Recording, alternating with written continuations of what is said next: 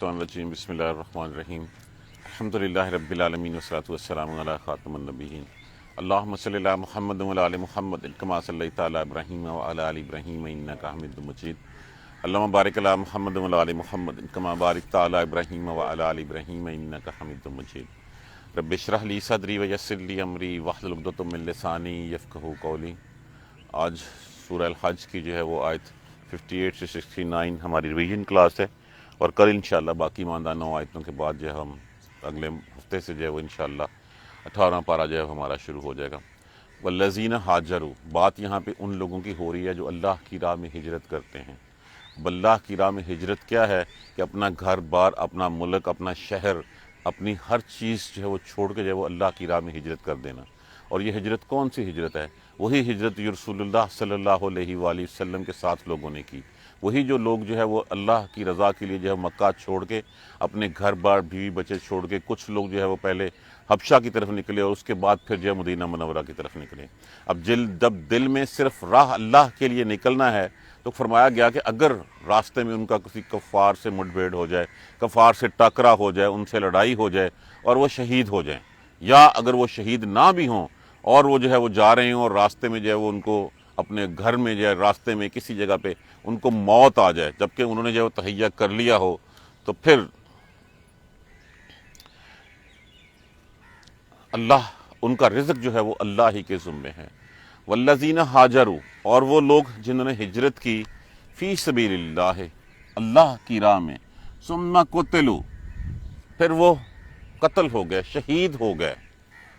یہ لفظ ہے اس کے ساتھ واو ہوگا، او یا ماتو، یا وہ مر گئے، یا وہ اپنے بستر پہ انہیں موت آ گئی۔ لیرزقناہم اللہ، یقیناً لام علیحدہ ہے، یقیناً ان کا رزق اللہ کے پاس ہے، رزقاً حسنا، بہت اچھا رزق، جو بھی ان کا رزق ہے وہ اللہ کے پاس ہے، اللہ ان کو اچھی روزیاں دے گا۔ وَإِنَّ اللَّهَ، اور بے شک اللہ، لَهُوَ، یقیناً وہ ہے، خیر الرازقین، بہتر رزق دینے والوں میں سے۔ اب یہاں پہ ایک بات ذہن میں بیٹھے گی، آ رہی ہوگی کہ وہ تو مر گئے یا شہید ہو گئے، تو اللہ نے شہادت کے بعد ان کا جو ہے وہ ذمہ اپنے سر کر لیا کہ اللہ ان کو بہتر رزق دے گا، بہتر روزیاں ان کو جو ہے وہ دے گا، اور یقیناً جو ہے وہ اللہ بہتر رزق دینے والوں میں سے ہے۔ لیدخلنہم، یار یہ لفظ جو ہے نا ایسے مت لکھا کریں، یہ لفظ دال جو ہے وہ داخلہ جو ہے وہ خیلام ادھر ڈالی ہوئی ہے، دال آپ نے ادھر ڈالی ہوئی ہے، یہ دونوں لفظ جو ہے وہ یہ اکٹھا ہے۔ یقیناً وہ داخل کرے گا ان کو، مدخلاً، ایسی جگہ کے اوپر، ایسی جگہ پہ داخل کرے گا، یرضونہ ہو، جس سے وہ راضی ہو جائیں گے، جس سے وہ خوش ہو جائیں گے اللہ کی، کیونکہ اللہ کے لیے انہوں نے جو ہے وہ ہجرت کی، اللہ ان کو بہتر روزیاں دے گا اور اللہ ان کو ایسی جگہوں پہ داخل کرے گا۔ مراد یہاں پہ جو ہے وہ جنت ہے، کہ جنت میں جو ہے وہ اللہ ان کو داخل کرے گا اور وہ اللہ سے راضی ہو جائیں گے کہ اللہ نے جو مقام ان کے دیا اور وہ ان کی توقع سے کہیں بڑھ کے تھا، بہتر روزیاں ان کے لیے تھی۔ وَإِنَّ اللَّهَ، اور بے شک اللہ، لَعَلِيمٌ، یقیناً وہ جانتا ہے، اس کو پتہ ہے کس نے کس نیت سے ہجرت کی تھی، کسی کے ذہن میں جو ہے وہ کیا تھا۔ دیکھیے ہجرت جو اللہ کے لیے کرتا ہے صرف وہی ہجرت اللہ کی ہجرت کہلاتی ہے۔ جس نے کسی مال کے لیے ہجرت کی تو وہ ہجرت اللہ کے لیے نہیں رہی، جس نے کسی خاتون کے لیے ہجرت کی وہ ہجرت جو ہے وہ اس کام کے لیے ہی، اللہ کے لیے ہجرت نہیں۔ تو جو پرپز بیہائنڈ ہوتا ہے، جو مائنڈ میں ہوتا ہے، وہی چیز اللہ نے یہاں لعلیم، یقیناً اللہ جانتا ہے کہ تمہارے ذہنوں میں کیا تھا اور تم کیا کرنے جا رہے تھے۔ حلیم، اور اللہ علم والے ہیں۔ ذالکہ، یہ کچھ، اور اسی ہجرت کے دوران جیسے ہم نے دیکھا کہ مکہ میں جو ہے وہ لوگوں کے ساتھ، صحابہ کرام کے ساتھ کیا کیا گیا، صحابہ کرام کو جو ہے وہ اذیتیں دی گئی، صحابہ کرام کے اوپر ظلم کیے گئے، اور جب اتنے ظلم کیے گئے اور پھر یہ چل نکلے اور پھر چل دیے یہاں سے، اور پھر جب اللہ نے ان کو طاقت دی تو اللہ نے ان کو کہا گیا کہ جتنا ظلم تمہارے اوپر کیا گیا تھا اتنا تم کر سکتے ہو، اس سے زیادہ اینٹ کا جواب پتھر سے نہیں دے سکتے تم، اگر اس سے کوئی زیادہ کرے گا تو پھر جس کے ساتھ زیادتی ہوئے گی اللہ اس کی مدد کرے گا، اللہ پھر ظلم کرنے والے کے ساتھ نہیں ہوگا۔ اس آیت کریمہ کے بارے میں 2-3 چیز کی شان نزول بیان کیے گئے ہیں۔ ایک تو یہ ہے کہ یہ لوگ، اس کو آپ ایسے ہی سمجھ لیجئے کہ جیسے اب کفار جو ہے وہ فلسطین میں اور کشمیر میں جو ہے مسلمانوں کو مار رہے ہیں، مسلمانوں کو جو ہے وہ انتہا کی اذیتیں دے رہے ہیں، ظلم کر رہے ہیں ان کے اوپر، اور جب تنگ آ کے ان میں سے کوئی ایک آدھ اٹھ کے کوئی اکا دکا کاروائی کر گزرتا ہے، اس کاروائی کا بہانہ بنا کے ان کے اوپر چڑھائی کر کے ان کو جو ہے وہ ایک کے بدلے میں 50 اور مار دیے جاتے ہیں۔ یہ ہے وہ ظلم۔ تو جب یہ پاور میں آ جائیں گے، جیسے مسلمان جو ہے وہ جب حکمران بن گئے تو پھر ان کو اختیار دے دیا گیا کہ جس نے جس کے ساتھ جو زیادتی کی تھی اتنا بدلہ جو ہے وہ لے سکتا ہے، اس سے زیادہ جو ہے وہ نہیں لے سکتا۔ یہ سب من عاقبہ، اور جس نے ایذا دی، تکلیف دی، بمثل عوقبہ، جس طرح کی تکلیف اس کو دی گئی تھی، بہی جس پہ، ثم بغیہ، پھر جس نے جو ہے وہ حد سے بڑھ گیا، علیہ جس کے اوپر، ینصرن اللہ ینصرنہ اللہ، یقیناً اللہ مدد کرے گا اس کی، ان اللہ لعفو غفور، لیکن ساتھ اللہ نے یہ کہہ دیا بے شک اللہ معاف کرنے والا، بخشنے والا ہے۔ اب یہاں پہ اختیار تو دے دیا کہ جتنی زیادتی تمہارے ساتھ کی گئی تھی اتنی تم زیادتی کر لو، لیکن اللہ کو کیا پسند ہے؟ اللہ کو عفو درگزر پسند ہے، اللہ کو پسند ہے کہ تم معاف کر دو۔ تو اصل تو وہی شخص ہے جو اللہ کی رضا کے لیے طاقت رکھتے ہوئے اپنے انتقام کو بھول جائے، اپنے کی گئی زیادتیوں کو بھول جائے۔ کیوں؟ کیونکہ یہ اللہ کی صفت ہے، جو اللہ کی صفت کے مطابق چلے گا اللہ ان کو جو ہے وہ پسند کرتا ہے، کیونکہ اللہ خود جو ہے وہ معاف کرنے والے ہیں، خود درگزر کرنے والے ہیں، بخشنے والے ہیں۔ تو یہی صفت جو ہے وہ اپنے بندوں میں بھی دیکھتے ہیں۔ ذالکہ، اس لیے یہ بین اللہ، یہ کہ اللہ یولج اللیل، کہ وہ داخل کرتا ہے رات کو، فی النہار، دن میں، کہ اللہ رات کو دن میں داخل کرتا ہے، ویولج النہار فی اللیل، اور دن کو داخل کرتا ہے رات میں۔ یہ وہ اللہ ہے جس اللہ کے پاس اتنی طاقت ہے کہ رات میں دن کو جو ہے وہ دن کو نکالتا ہے اور دن میں سے جو ہے وہ رات کو نکالتا ہے، رات میں جو ہے وہ دن کو داخل کر دیتا ہے اور دن میں رات کو داخل کر دیتا ہے۔ اب اس کی طاقت کا اندازہ لگا لیجئے کہ وہ کیا اللہ ہے جو لیل و نہار کو جو ہے وہ اس کی گردشوں کا جو ہے وہ مالک ہے، جس نے جو ہے وہ ہر کسی کو اپنے کام پہ لگایا ہوا ہے۔ کبھی کے دن بڑے، کبھی کی راتیں بڑی، کبھی جو ہے وہ ٹھنڈی ہو جاتی ہیں، کبھی گرم ہو جاتی ہیں، کبھی کا دن کا سورج جو ہے وہ گرمی برساتا ہے، کہیں وہی دھوپ جو ہے وہ انسان کو جو ہے خوشگوار لگتی ہے۔ تو یہ ساری طاقت کس کے لیے ہے؟ اللہ ہی کے پاس ہے۔ وَأَنَّ اللَّهَ سَمِيعٌ بَصِيرٌ، یہ بیسیکلی ان لوگوں سے مخاطب کیا جا رہا ہے کہ جو لوگ کہتے ہیں کہ ہم مر گئے تو دوبارہ اٹھیں گے نہیں۔ اللہ تو وہ ہے جو رات کو جو ہے وہ دن میں سے رات کو دن میں بدل دیتا ہے اور دن کو رات میں بدل دیتا ہے، تو کیا اللہ تمہیں جو ہے وہ دوبارہ نہیں اٹھا سکے گا؟ وَأَنَّ اللَّهَ سَمِيعٌ بَصِيرٌ، اور بے شک اللہ سننے والا، دیکھنے والا ہے۔ ذالک بأن اللہ، اور یہ اصل بات یہی ہے، بأن اللہ، کہ بے شک اللہ هو الحق، وہ سچ ہے، کہ یہ ہے سچائی۔ وہ اللہ ہے جو سچائی، جس کے پاس جو ہے وہ تمام، جس کے لیے للہ ما فی السماوات و ما فی الارض، جو کچھ آسمان و زمین میں ہے وہ اللہ ہی کا ہے۔ جب سب کچھ اللہ ہی کا ہے، وہی رات کو دن میں سے اور دن کو رات میں سے نکالتا ہے، سب کچھ کرتا ہے، تو وہی سچائی ہے۔ هو الحق، وہی سچ ہے۔ وَأَنَّ، اور بے شک یہ کہ ما یدعون من دونہ، جو اس کے سوا اوروں کو پکارتے ہیں، جب طاقت اللہ کی ہے، ہر چیز اللہ مالک ہے، بادشاہت اللہ کی ہے، ملک اللہ کی ہے، پیدا تمہیں اللہ نے کیا ہے، مارے گا تمہیں اللہ، دوبارہ اٹھائے گا تمہیں اللہ، تو سچائی بھی صرف اللہ ہی ہے۔ اس کے علاوہ جن کو تم پکارتے ہو، وَأَنَّ مَا يَدْعُونَ مِن دُونِهِ، اور جو تم اس کے سوا پکارتے ہو، هُوَ الْبَاطِلُ، وہ باطل ہے، وہ ناحق ہے۔ اب ناحق باطل کیا ہوتا ہے؟ کہ جو حق ہے اس حق کو ادا نہ کیا جائے۔ عبادت اللہ کا حق ہے۔ کس کا حق ہوتا ہے؟ جو سردار ہوتا ہے، جو بادشاہ ہوتا ہے، جو امیر ہوتا ہے۔ اللہ تبارک و تعالیٰ نے جب پیدا کیا، ہم غلام اللہ کے ہیں، تو بندگی کس کی کریں گے؟ ہم اللہ کی۔ ہمیں روٹی کون دیتا ہے؟ کھانے کو کون دیتا ہے؟ اللہ دیتا ہے۔ غلامی کس کی کریں گے ہم؟ اللہ کی۔ ہماری دیکھ بھال کون کرتا ہے؟ ہمیں پالتا کون ہے؟ کون؟ دیکھیے بیسیکلی تو پروردگار، یہ رب وہ ہوتا ہے جو تمہاری ضروریات تک سے واقف ہو کہ تمہیں کس وقت کیا چاہیے، اور اس ضرورت کو وہ جو ہے وہ باہم پہنچانے کا بندوبست کر دے۔ تو جب ذمہ اس نے لیا ہوا ہے اور وہ کر رہا ہے کہ ماں کے پیٹ میں بچے کو کیا چاہیے ہوتا ہے، اللہ اس طرح کی خوراک جو ہے اس کو دیتا ہے۔ جب بچہ پیدا ہوتا ہے تو اس کے بعد اس کو کس قسم کے وٹامنس چاہیے ہوتے ہیں، کون سے کیلشیمز چاہیے ہوتے ہیں، اس کی پرورش کس طرح کرنی ہے، اللہ تبارک و تعالیٰ نے اس کو بندوبست کیا ہوتا ہے۔ پھر ایک خاص عمر تک اللہ تبارک و تعالیٰ اس کے اعضاء کو، اس کے ہڈیوں کو جو ہے بڑھاتا رہتا ہے۔ اس کے بعد چاہے وہی خوراک آپ ڈبل ٹرپل کر دیں، اس کے بعد سے جو ہے وہ اس کا جو ہے وہ ڈاؤن فال شروع ہو جاتا ہے، پھر آگے نہیں بڑھتا۔ یہ سب کچھ کس نے بندوبست کیا ہوا؟ اللہ نے۔ جب سب کچھ اللہ نے کیا ہوا تو پھر اللہ کو چھوڑ کے اوروں کو کیوں پکارتے ہو؟ جو اوروں کو پکارنا ہے وہ ناحق ہے، وہ باطل ہے۔ وَأَنَّ اللَّهَ اور بے شک یہ کہ اللہ هو العلی الکبیر، اللہ تو بہت بلند شان والا ہے، بہت بڑا ہے۔ اب اس کے بعد اس کی اور مثال آگے دی گئی، الم تری ان اللہ، کہ بے شک کیا تو نے نہیں دیکھا اس کو، ان اللہ کہ بے شک اللہ نے انزل من السماء، اس نے آسمان سے اتارا مان پانی، اس نے آسمان سے پانی اتارا، اس نے بارش برسائی، فتصبح الارض وتصبح الارض مخضرۃ، خضر کس کو کہتے ہیں؟ سبزہ، سبز رنگ، مخضرہ، فتصبح مخضرۃ، سر اس خے کے اوپر جو ہے نا وہ جزم ہے، پس ہوگی زمین اس سے سبز۔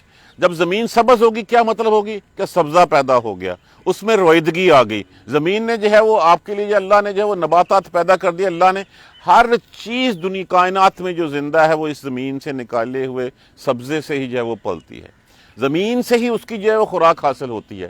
تو وہ اللہ جو زمین کے اوپر بارش برسا کے تمہاری زندگیوں کا بندوبست کر سکتا ہے، تو جب تم سب مردہ ہو جاگے تو پھر رحمت کی بارش برسا کے تمہیں دوبارہ زندہ نہیں کرے گا۔ یہ ہے وہ اللہ جس کی طاقت کا بیان ہے۔ ان اللہ، بے شک اللہ، لطیف خبیر، بہت ہی لطیف اور خبیر ہے۔ یہاں لطیف سے مراد یہ کہ اللہ کی تو حکمت یہ ہے کہ وہ چھوٹی سے چھوٹی چیز کو بھی جانتا ہے۔ وہ ایسے ہی ہے، روز لاکھوں کروڑوں بچے پیدا ہوتے ہیں، کس کو پتا تھا کہ آج یہ جو بچہ پیدا ہوا ہے یہ 3/4 دنیا کا جو ہے وہ پیشوا بن جائے گا ابراہیم علیہ السلام بن کے؟ کس کو پتا تھا کہ یہ بچہ جو اس ماں کی گود میں پل رہا ہے اس نے جو ہے وہ ایشیا اور افریقہ یورپ تک جو ہے وہ تباہ و برباد کر دینا چنگیز خان کی شکل میں؟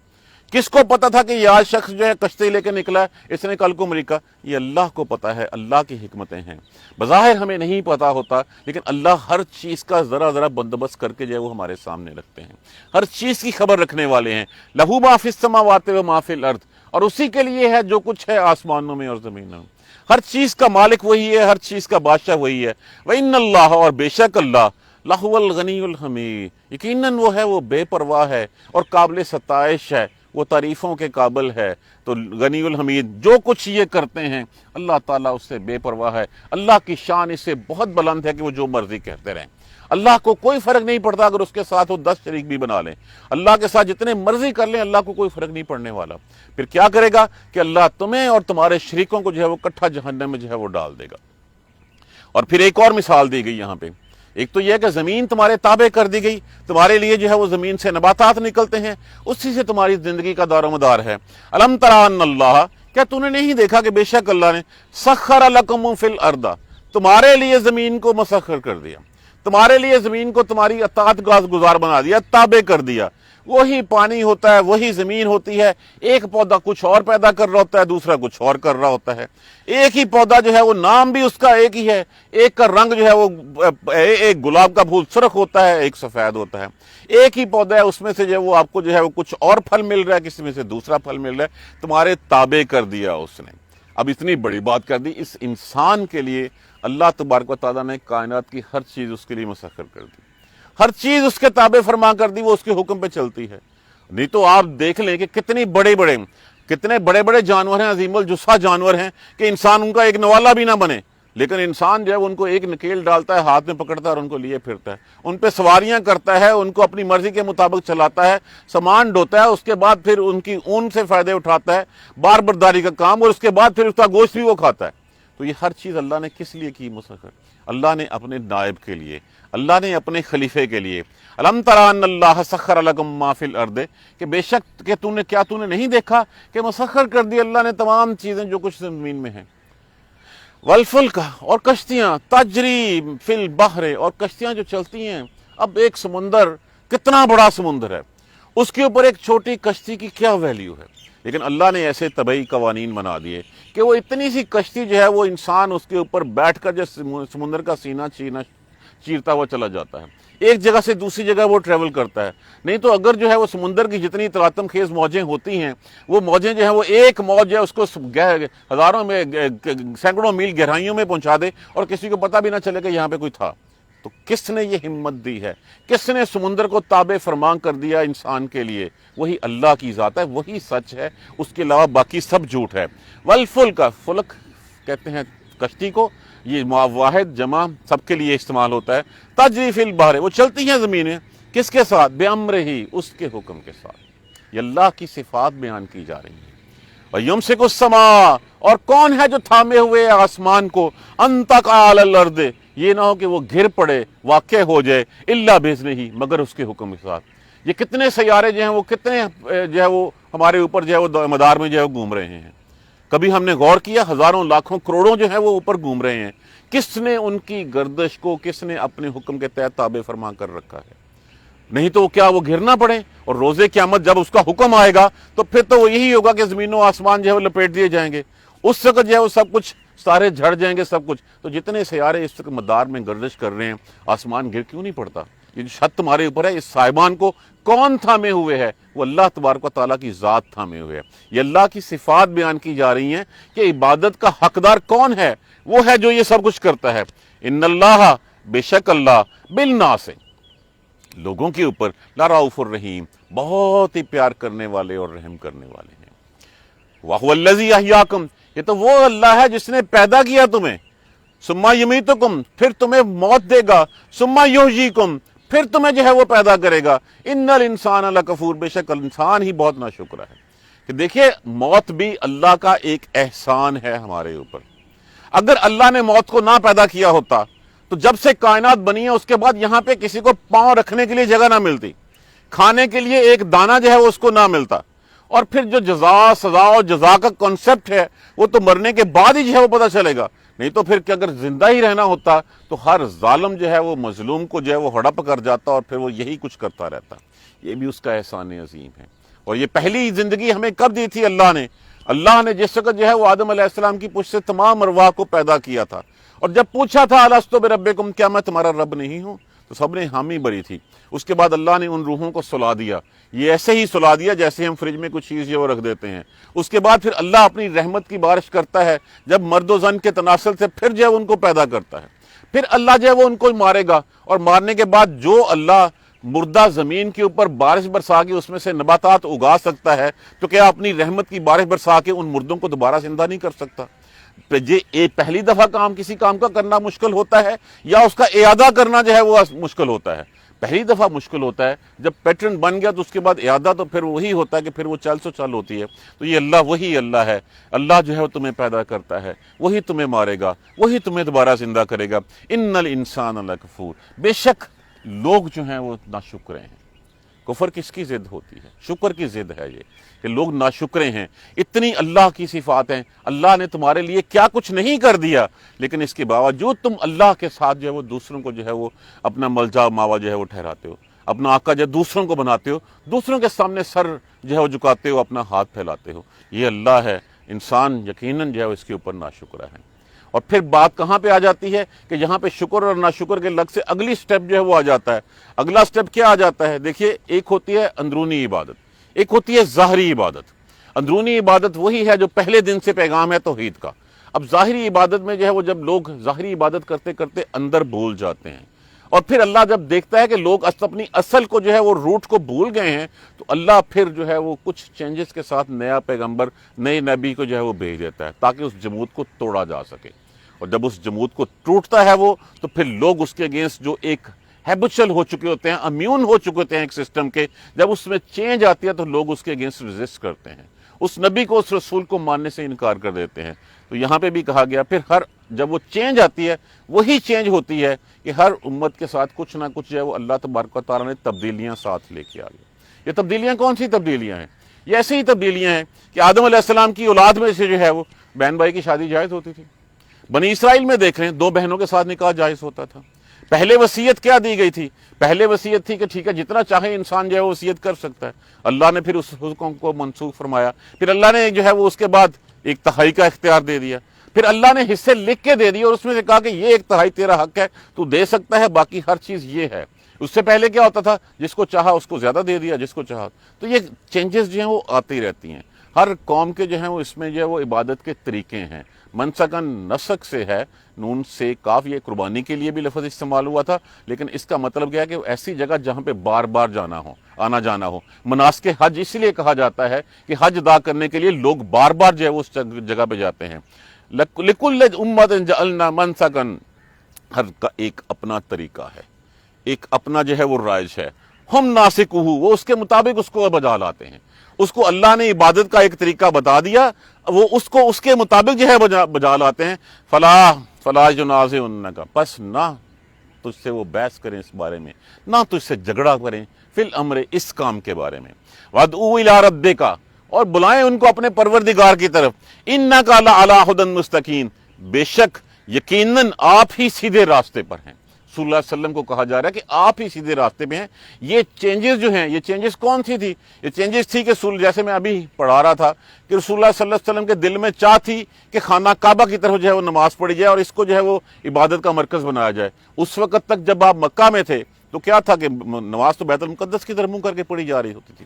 آپ صلی اللہ علیہ وآلہ وسلم خانہ کعبہ کے اس رخ پہ کھڑے ہوتے جہاں سامنے خانہ کعبہ آتا اور اس کے بعد بیت المقدس آتا۔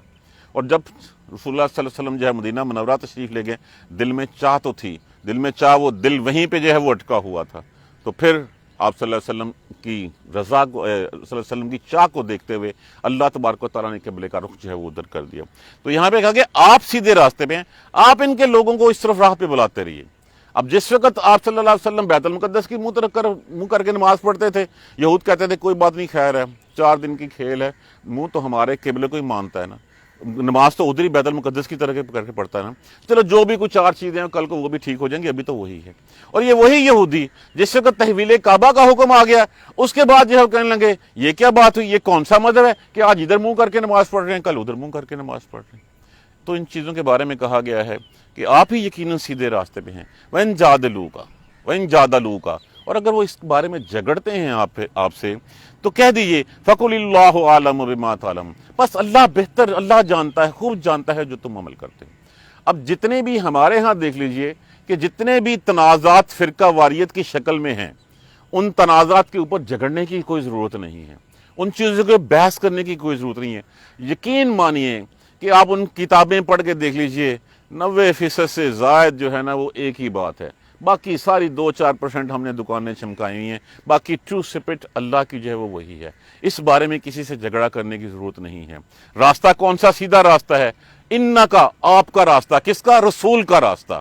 انکا لعلی ھدی مستقیم، بے شک آپ ہی کا راستہ سیدھا راستہ ہے، وہی قرآن اور سنت کا راستہ ہے، اس راہ پہ چلتے رہیے، باقی چیزیں چھوڑ دیجئے۔ اگر کوئی اس کے بارے میں جھگڑا بھی کرتا ہے، ان جادلوک فقل اللہ اعلم بما تعلمون، تو کہہ دیجئے اللہ خوب جانتا ہے جو تم کر رہے ہو، اور اس کے بعد جو ہے وہ چپ کر جائیے۔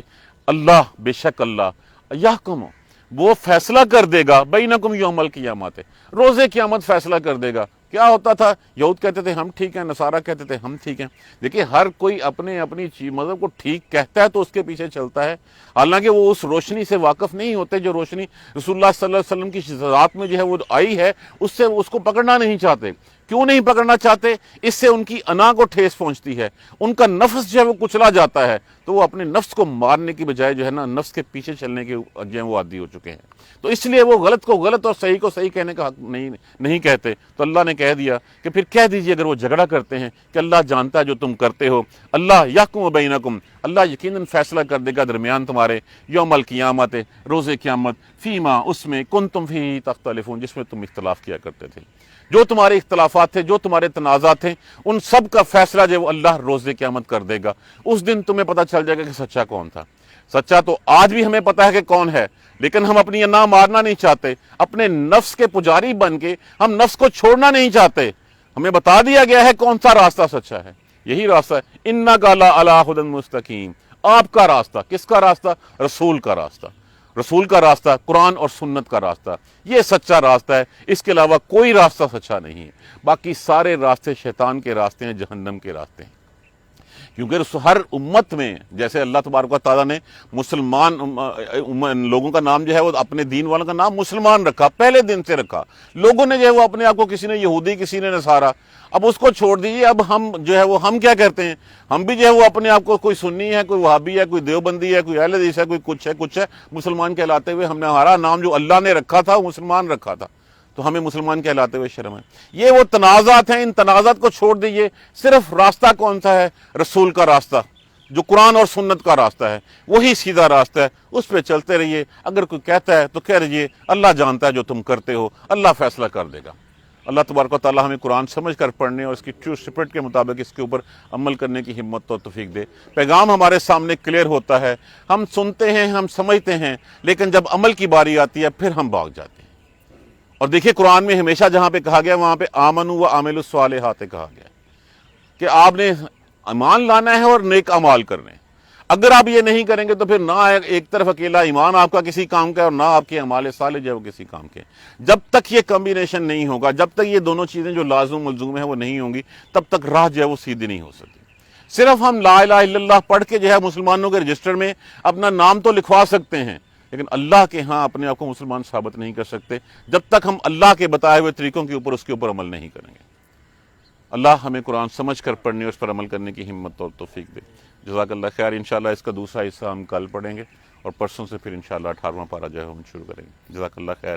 سبحانک اللہم و بحمدک لا الہ الا انت استغفرک و اتوب الیک۔ اعوذ باللہ من الشیطان الرجیم، بسم اللہ الرحمن الرحیم۔ الحمدللہ رب العالمین، الحمدللہ رب العالمین، الحمدللہ رب العالمین۔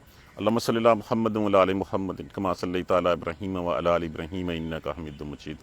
اللہم بارک علی محمد و علی آل محمد کما بارکت علی ابراہیم و علی آل ابراہیم انک حمید مجید۔ ربنا لا تؤاخذنا ان نسینا واخطانا ربنا ولا تحمل علینا اصرا کما حملته علی الذین من قبلنا ربنا ولا تحملنا ما لا طاقۃ لنا به واعف عنا واغفر لنا وارحمنا انت مولانا فانصرنا علی القوم الکافرین۔ ربنا لا تزغ قلوبنا بعد إذ هديتنا وهب لنا من لدنك رحمة إنك أنت الوهاب۔ اللهم اهدنا الصراط المستقيم، اللهم اهدنا الصراط المستقيم، اللهم اهدنا الصراط المستقيم۔ یا رب ارحمهما كما ربياني صغيرا، یا رب ارحمهما كما ربياني صغيرا، یا رب ارحمهما كما ربياني صغيرا۔ اللهم اغفر لنا وارحمنا، اللهم اغفر لنا وارحمنا، اللهم اغفر لنا وارحمنا۔ ربنا تقبل منا انك انت السميع العليم وتب علينا انك انت التواب الرحيم۔ الحمد لله رب العالمين، آمين یا